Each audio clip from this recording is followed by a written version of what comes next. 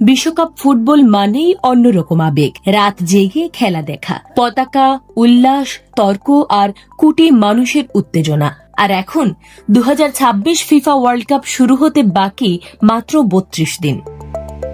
কিন্তু এবার বিশ্বকাপের সবচেয়ে বড় আলোচনা মেসি, এমবাপ্পে বা ব্রাজিল, আর্জেন্টিনা নয়, বরং বিশ্বকাপ আদৌ সবাই দেখতে পারবে কিনা। কারণ এবার শুধু টিকিটের দামই আকাশচুম্বী নয়, সম্প্রচার সত্যের দামও পৌঁছে গেছে অবিশ্বাস্য উচ্চতায়। যে কারণে চীন, ভারত এমনকি বাংলাদেশও বিশ্বকাপ সম্প্রচার নিয়ে বড় সংকটে পড়েছে।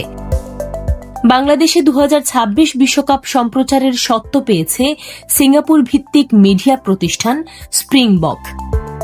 কিন্তু সমস্যা হলো, বাংলাদেশ টেলিভিশনের কাছে তারা যে মূল্য চেয়েছে তা প্রায় বিটিভির পুরো বার্ষিক বাজেটের সমান। বাংলা ট্রিবিউনের এক প্রতিবেদনে বিটিভির এক ঊর্ধ্বতন কর্মকর্তা জানিয়েছেন, স্প্রিংবক থেকে বিশ্বকাপ সম্প্রচার সত্ত্বের জন্য প্রায় 151 কোটি টাকার প্রস্তাব এসেছে, আর ট্যাক্স ও ভ্যাট যোগ করলে সেটি দাঁড়াবে প্রায় 200 কোটি টাকায়। ভাবুন তো, একটি টুর্নামেন্ট সম্প্রচার করতে প্রায় 200 কোটি টাকা। সমস্যা এখানেই শেষ নয়, বিটিভির পুরো বছরের বাজেট প্রায় 300 কোটি টাকা। অর্থাৎ শুধু বিশ্বকাপ দেখাতেই যদি 200 কোটি টাকা ব্যয় হয়, তাহলে পুরো টেলিভিশন চালানোই কঠিন হয়ে যাবে। আর সবচেয়ে বড় বাস্তবতা হলো, এই অর্থ বিনিয়োগ করে লাভ করা প্রায় অসম্ভব। কারণ 2022 কাতার বিশ্বকাপেও বিটিভি সম্প্রচার সত্ত্ব কিনেছিল প্রায় 98 কোটি টাকায়। কিন্তু বিজ্ঞাপন থেকে সেই বিনিয়োগ পুরোপুরি ফিরে আসেনি। ফলে বড় আর্থিক ক্ষতির মুখে পড়তে হয়েছিল রাষ্ট্রীয় এই প্রতিষ্ঠানকে। এখন প্রশ্ন উঠছে, তাহলে কি বাংলাদেশে পুরো বিশ্বকাপ দেখা নিয়েই শঙ্কা তৈরি হয়েছে? বিশেষজ্ঞরা বলছেন, এই সংকট শুধু বাংলাদেশের নয়, পুরো এশিয়ার বড় একটি অংশ এখন একই সমস্যার মুখে। কারণ এখনো ভারত, চীন, পাকিস্তান, বাংলাদেশ, থাইল্যান্ড ও মিয়ানমারের মতো বড় বাজারগুলোতে বিশ্বকাপ সম্প্রচার চুক্তি চূড়ান্ত হয়নি। অর্থাৎ বিশ্বের প্রায় 40% মানুষ এখনো নিশ্চিত নয় তারা কোথায় বিশ্বকাপ দেখবে। কিন্তু কেন এমন হচ্ছে? এর পেছনে রয়েছে কয়েকটি বড় কারণ। প্রথম কারণ, অতিরিক্ত সম্প্রচার মূল্য। ফিফা এবার বিশ্বকাপের ব্রডকাস্টিং রাইটসের দাম অনেক বাড়িয়ে দিয়েছে।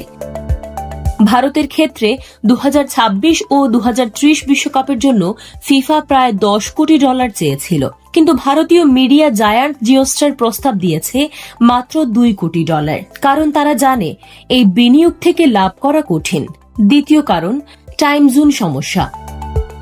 2026 বিশ্বকাপ অনুষ্ঠিত হবে যুক্তরাষ্ট্র, কানাডা এবং মেক্সিকোতে। ফলে ভারত, বাংলাদেশ এবং চীনের দর্শকদের বেশিরভাগ ম্যাচ দেখতে হবে গভীর রাতে। কিন্তু ম্যাচ শুরু হতে পারে রাত 2টা, 3টা, এমনকি ভোরে।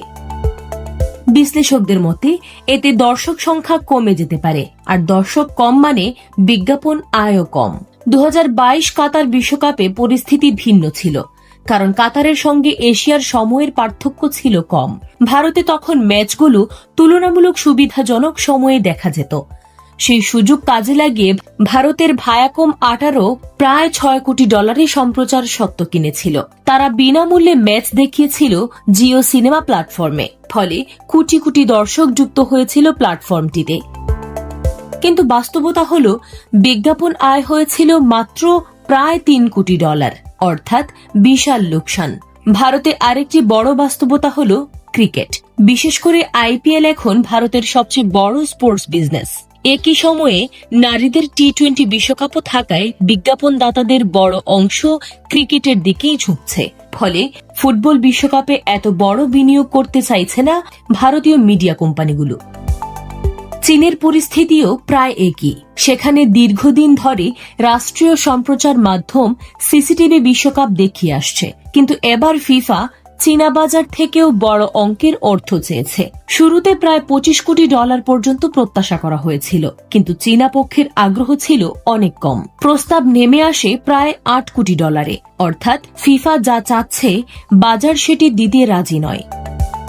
এখন সবচেয়ে বড় প্রশ্ন হলো, শেষ পর্যন্ত কি হবে? ফিফা কি মূল্য কমাবে, নাকি বিশ্বের বড় একটি অংশ আনুষ্ঠানিক সম্প্রচার ছাড়া বিশ্বকাপ দেখতে বাধ্য হবে? কারণ বিশ্বকাপ শুধু একটি খেলা নয়, এটি একটি বৈশ্বিক সংস্কৃতি। একটি আবেগ, একটি অর্থনৈতিক সাম্রাজ্য। কিন্তু এবার সেই সাম্রাজ্যের সামনে দাঁড়িয়ে গেছে একটি কঠিন বাস্তবতা। সবাই কি সত্যিই এই বিশ্বকাপ দেখতে পারবে? ভাবুন তো, যে টুর্নামেন্ট কোটি কোটি মানুষকে এক করে, সেই বিশ্বকাপই এবার বিভক্ত হয়ে যাচ্ছে অর্থনীতি, সময় আর সম্প্রচার ব্যবসার জটিলতায়। আর সেই কারণেই 2026 বিশ্বকাপ শুধু ফুটবলের লড়াই নয়, এটি এখন বিলিয়ন ডলার মিডিয়া ওয়ারের গল্প।